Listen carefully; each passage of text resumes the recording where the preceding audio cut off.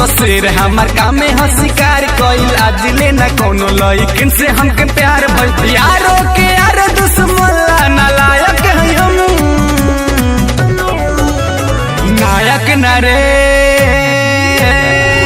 खलनायक है हम नायक न रे खलनायक है हम तोहर जवानी हमारा ला बेकार बा पूरा जीवन हथियार से प्यार बा तोहर जवानी हमारा ला बेकार बा पूरा जीवन हथियार से प्यार बा प्यार में पड़ जानी पगली न तोरा लायक है हम नायक न रे खलनायक है हम माए के ममता पिता के फटकार और दोस्तन ला हाजिर बजाने हमार कोहेल